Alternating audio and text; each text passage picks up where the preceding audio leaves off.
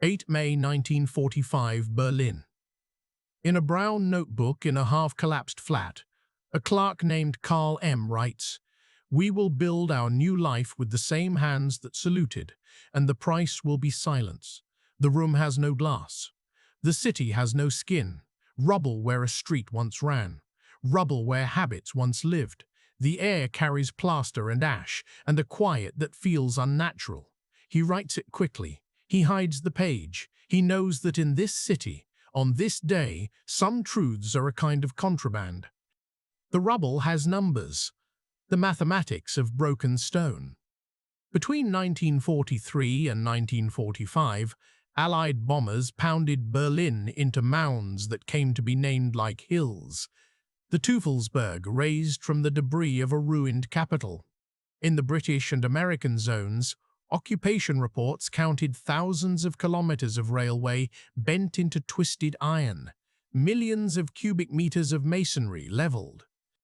In the Soviet zone, few reports survived, but there were the same piles, the same bare trees stabbed by splinters of brick. Karl is 32. He used to balance ledgers for a small textile firm off Mullerstrasse. He used to speak in columns and totals. Now he learns a new arithmetic of survival. There are women with shovels. Trümmerfrauen. They form human chains and pass brick to hand to hand, 30, 40, 50 times a day. They pick the mortar with old knives and stack the bricks for reuse. They fill handcarts and roll them to fill the holes where cellars once stood. An occupation report from the US zone comments dryly on the astonishing intensity of female labor in urban clearance. The British zone files note the creation of rubble commissions and the issuance of improvised work gloves from captured depots.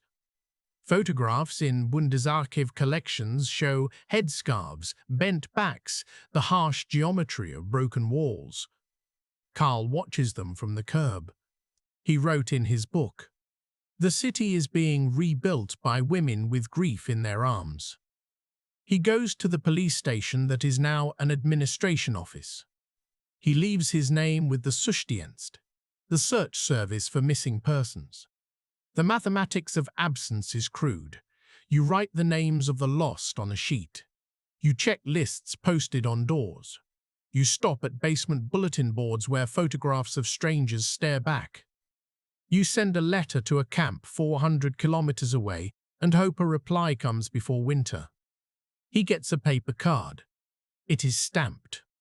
His wife Elsa and their 2-year-old were last seen in January 1945, fleeing to the south in a wagon convoy. He holds the card. He edits his heart into entries. Allied soldiers move through the city.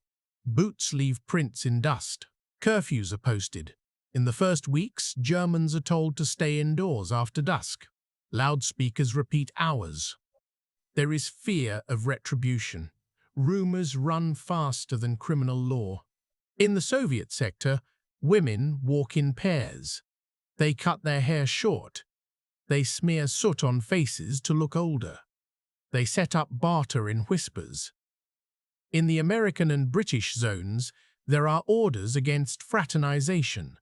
There are uniforms that say MP, and there is a feeling that everything is provisional. When the curfew bell rings, Karl presses himself flat against a wall and holds his breath as a patrol passes. He carries his papers in a pocket he has sewn shut from the inside. "Do not leave the house after 2000 hours," reads a flyer in 2 languages pinned to a door. The line below, in smaller type, "Failure to comply will be punished." The mathematics of food becomes the mathematics of everything. Ration cards are issued. Names are attached to caloric allotments. A report from the American Office of Military Government funds rations at roughly 1,000 to 1,500 calories per day in 1945-46, lower in the British zone at times, lower still when the Ruhr is paralyzed by transport failures. The numbers are ruthless. A loaf of bread is a plan. A cube of margarine is a choice. Karl walks to the Lebensmittelstelle, the food office. He waits in a line that curves around a block knocked sideways by blast. He receives a weekly quota: bread, potatoes, dried peas, sometimes horse meat, rarely sugar. He learns to make soup of nettles. He learns to grind roasted acorns to cut coffee. He writes, "We eat to think clearly enough to line up again tomorrow." The hunger winter of 1946-47 will nearly break him. The thermometer drops. The river ices. In Göttingen, an occupation report lists rates of edema. In Hamburg, the morgue notes show an uptick in deaths due to weakness. In the US zone, a morale survey records that many Germans feel abandoned to hunger. In Berlin, people go on Hamsterfahrten, hamster journeys, to the countryside, stuffing potatoes into sacks on their backs and walking home across fields. Farmers trade for jewelry. The arithmetic of calories drives the arithmetic of dignity. Karl trades his wedding band for a sack of barley. He writes, "I ate our promise." On Joachimsthaler Strasse, a man holds up his trousers with abrasive twine and whispers, "Cigarettes." They become the second currency. It is not a metaphor. Allied intelligence summaries note the conversion rates: 3 lucky strikes for a pair of shoes, 1 pack for a dozen eggs, an entire carton for a month's rent. Black markets bloom under bridges, behind churches, in the rubble's shadow. The word organisieren, to organize, to obtain illicitly, becomes ordinary. Police reports in the British zone count raids in the Moabit freight yard and list contraband: tins of spam, sacks of flour, boots, a linen set with a monogram torn out. Karl keeps 2 cigarettes in a tin. He does not smoke. He studies them like coins. He trades one for a socket wrench to fix a broken stove. He barters the other for a few pages of copy paper. He keeps the paper for the notebook he is filling with lines he cannot speak. Denazification arrives with forms: paper as instrument, paper as punishment, paper as hope. In the American zone, the Fragebogen runs to 131 questions. Where were you? What did you do? What organizations did you join? What social clubs masked political allegiance? In the British zone, questionnaires are shorter. The French zone uses proclamations that are stricter on paper than in practice. The Soviets publish lists and confiscate. The mathematics of guilt seems to promise precision. Karl fills out the form. He writes, 1933, joined the textile firm. 1937, married. He writes, member of no party. The line about the National Labour Front he leaves blank, then scratches a small X and writes compulsory. He writes Mitläufer, the follower, because that word will become a category, and this he knows from whispers and wall posters. Sprüchkammern convene tribunals in local halls, basketball courts, old Nazi offices now stripped of eagles. They classify Hauptschuldig, major offenders, ESS, ESSSSSSS, ESSS, ESSS, 3. Minderbelastet, lesser offenders, IV, Mitläufer, followers, V. Entlastet, exonerated. They hear testimony. They accept Persilscheine, Persil certificates, letters from neighbors swearing to moral cleanliness. In the US zone alone, Allied reports count 3.6 million cases processed by 1948, most assigned to categories IV and V, a small fraction to I and II. The system is designed to extirpate a regime and then to expedite a new one. Karl receives a summons. August 1946, a Tuesday, in a schoolroom on Puttlitzstraße.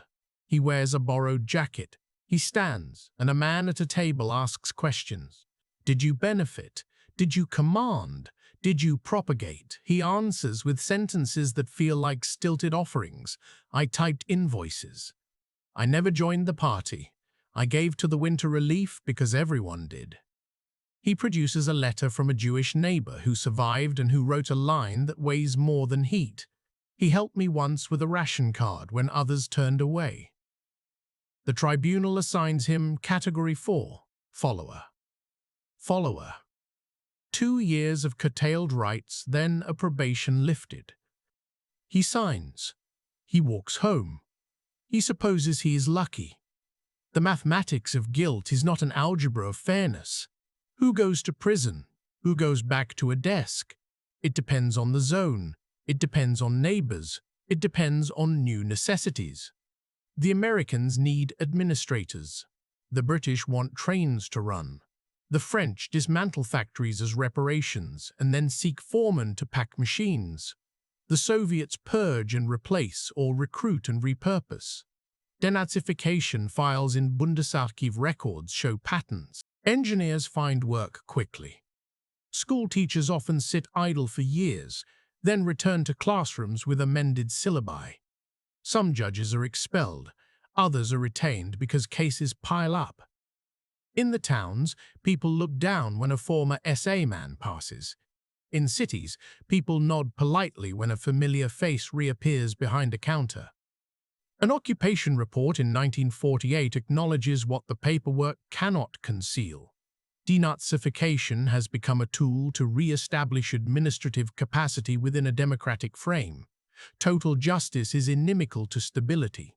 It is a bureaucrat's prose, precise and evasive. It is also true. Displacement has its own arithmetic. The East empties. The West swells. From Königsberg, from Breslau, from the Sudetenland, trains arrive packed with expellees, Vertriebene, carrying bundles tied with rope. Estimates in occupation reports, later tabulated and archived, settle on 12 million or more Germans uprooted from their homes east of the Oder-Neisse line and from territories no longer German. They step onto platforms in Lower Saxony. They walk into barns in Schleswig-Holstein. They are sent to Bavaria, where garages become dormitories. They bring the keys to houses that no longer exist. They bring family books and certificates that are honored by clerks because paper is what the state has in lieu of mercy. Towns are already ruptured. Housing is scarce. The arithmetic of rooms is merciless. In one memorandum preserved in the city archives of Hanover, a housing officer lays out a ratio: 6 square meters per person, 12 if there are elderly or infants. Walls are erected within rooms, kitchens are shared, doors are removed or assigned. Zuzugssperren, bans on new arrivals, are declared and then suspended and then declared again. Locals mutter about refugees taking their bread. Expellees complain that they are sent to villages where their speech marks them as intruders. "We are all Germans," a poster declares, and the quip in the market is, "but some more than others." In the British zone, an intelligence summary notes rising tensions in the Braunschweig district after a convoy of Silesians is billeted in a schoolhouse. In the American zone, a housing report from Würzburg records a fight over a cupboard. In oral histories collected decades later, voices tighten when remembering the word rooms. The mathematics of scarcity writes itself onto bodies that have survived war, only to learn a new conflict of neighbors.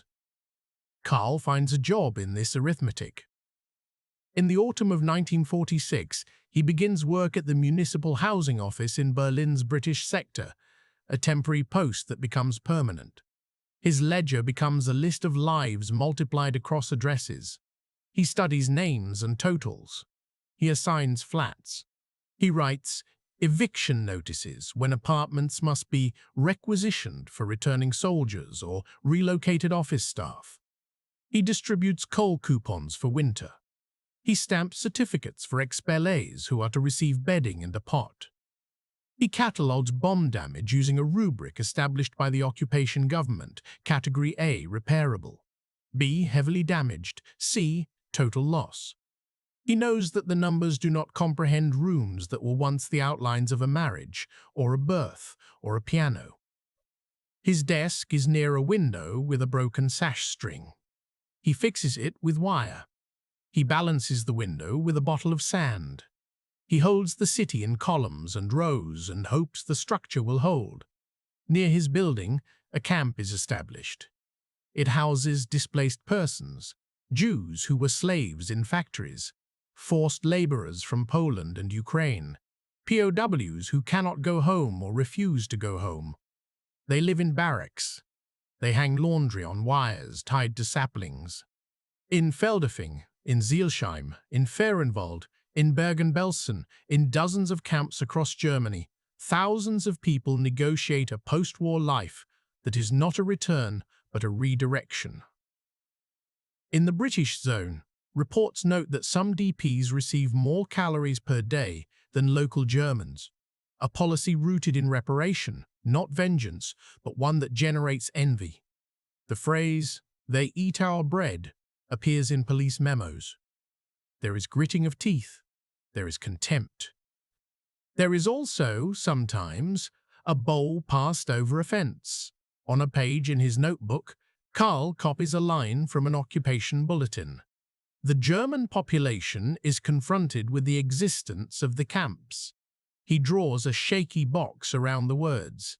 He underlines, "confronted." He writes below, "We pass. We do not stop. We look with the corner of the eye. We pretend we cannot read the names on the signs."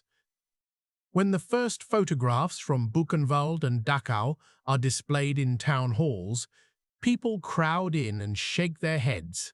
Some say, "We did not know." It becomes a sentence like a coat worn every day. Allied surveys preserved in OMG US files show that in 1945-46, a majority of Germans expressed shock, sorrow, and sufficient distance from the crimes. Yet the kiosks sell illustrated broadsides of Nuremberg courtroom sketches. The radio reports read transcripts of testimony. The mathematics of knowing is not on paper. It is in the smell that drifted across fields in summer. It is in the bulletins that began with Anordnung and ended with a name that was not yours. It is in the proximity of boxcars. The war moves into kitchens, into hands, into what is said and not said. 1947 brings another winter.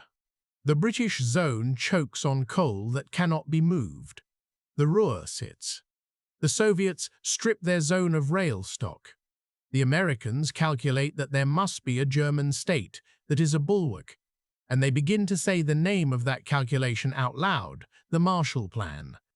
In 1948, odd crates appear on docks. Flour, powdered milk, machine tools, cranes, locomotives. The reports list tonnage with a calmness that feels like warmth.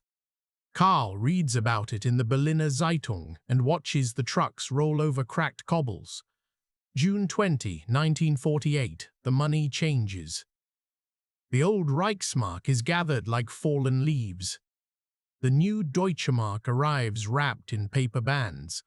The Erhard program. Price liberalization, currency reform switches the arithmetic by fiat. Cigarettes drop from fingers.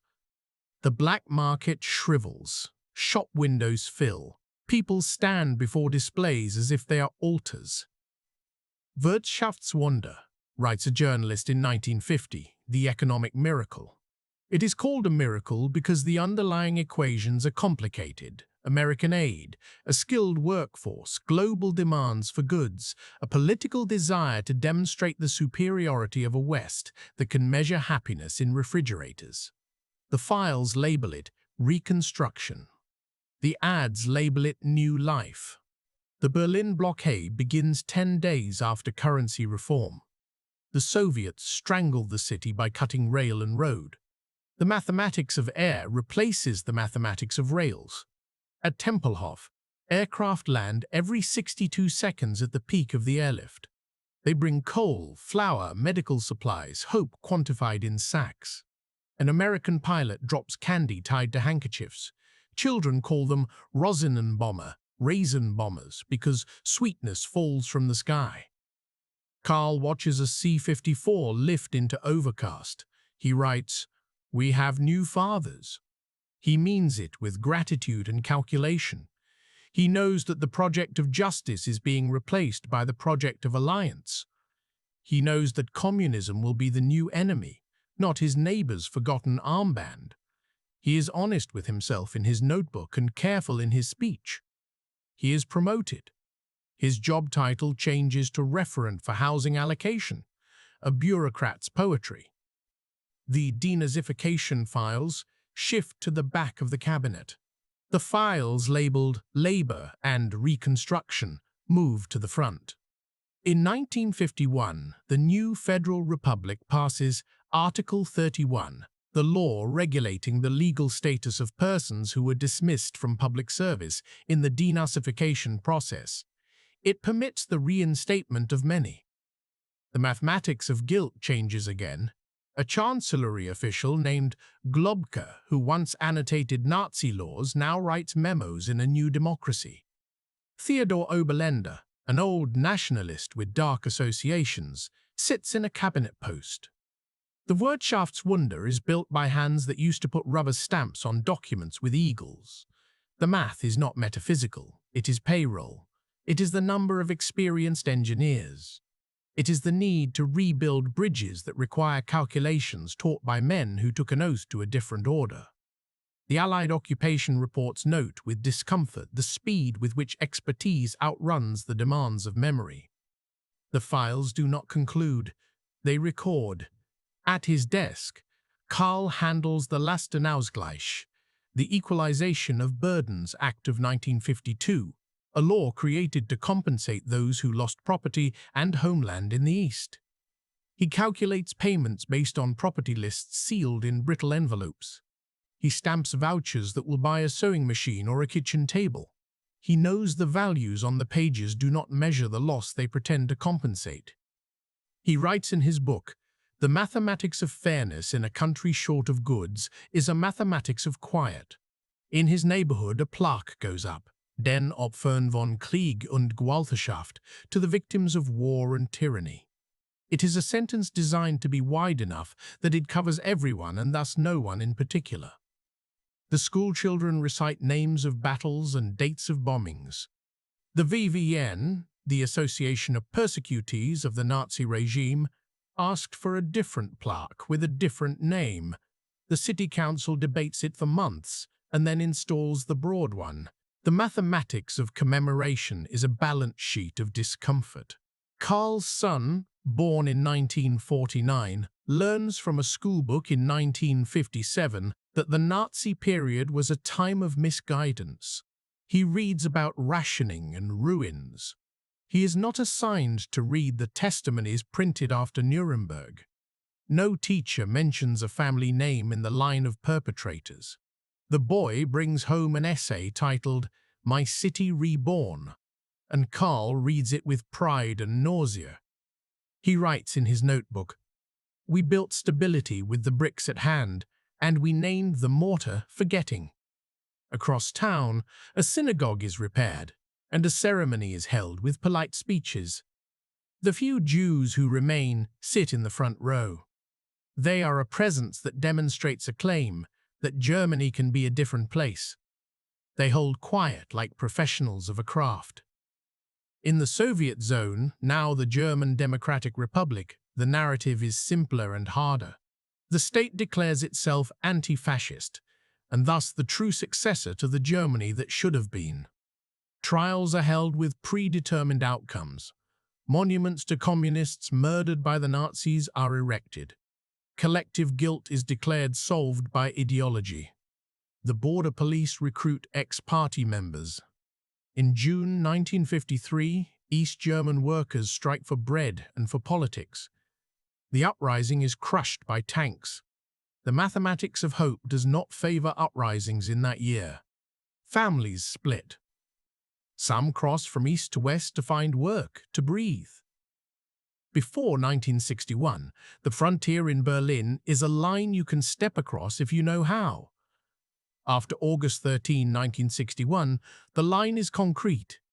The wall rises. Carl's cousin stays behind out of fear, and his letters grow thinner. The mathematics of distance becomes measured in permits and the hours spent waiting at a checkpoint. Carl has a file on his desk labeled 1961 Emergency Allotment. It contains sheets listing families from Prenzlauer Berg who arrived with 2 suitcases between 4. He finds rooms for them in basements that are damp and crumble if a car passes too quickly outside. He approves a ration of lumber to build a partition. He drinks coffee that tastes like roasted barley and watches the wall through a window in the S-Bahn. He does not look at the graffiti. The psychological transition is not a headline. It is an observation written in the margins of reports. In municipal health records, the term nervous exhaustion appears with frequency. Men who were soldiers show up in clinics for stomach pain. Women develop migraines when a siren is tested. The word traumatized is not widely used. The concept is handled with euphemism, war nerves, misfortune. The statistics do not show what is swallowed with food at dinner. At Christmas in 1959, Carl opens a package from a Marshall Plan friend he corresponded with for a time. It contains a new electric iron and a short letter to a partner in rebuilding. He holds the machine and thinks about the categories that have described his adult life: follower, clerk, provider. He thinks about the categories that remain unwritten: witness, bystander, participant. He writes in his notebook, "We are not absolved because we are occupied with chores." There are moments when the past refuses amnesty. In 1963, Frankfurt opens its courtroom doors to the Auschwitz trials. Fritz Bauer, a prosecutor with a memory that does not tire, brings cases that lay out detailed arithmetic of murdered lives. Witnesses speak in voices that feel like instruments out of tune with the room. Newspapers print the testimony in small columns. The radio broadcasts excerpts each evening. At work, someone turns the dial when the names become too specific. In the streetcar, an old woman says, "Must we hear this again?" Carl listens to a broadcast while sharpening pencils. He writes a line in his notebook that he knows will cost him friends if said aloud. "We must hear this again." The economy hums. A Volkswagen parks under his window. The city buys a new fleet of buses. There are modern appliances in display windows. The arithmetic of employment absorbs men who were barred and then reinstated. The Bundeswehr is formed in 1955, and many ex-Wehrmacht officers train a new army for a state that teaches different values, at least on paper. The lesson is complicated. No one knows how to teach it without admitting their old teachers to the room. The mathematics of security runs on a clock wound by the Cold War, not by memory. In the late 1960s, there are students in the street. They demand explanations from their fathers. They chant in front of the Springer building. They carry signs with dates that were not in their schoolbooks. They stamp feet at politicians whose biographies contain gaps. The generation of Carl's son rips the cover off the ledger that kept silence. The mathematics of denial shows its deficit. Carl watches from his window. He holds a glass of beer and sees those young faces and feels relief and irritation. He thinks they have not seen the hunger, that their math is easier because their numbers begin later. He writes, "They are right. They do not understand." Both.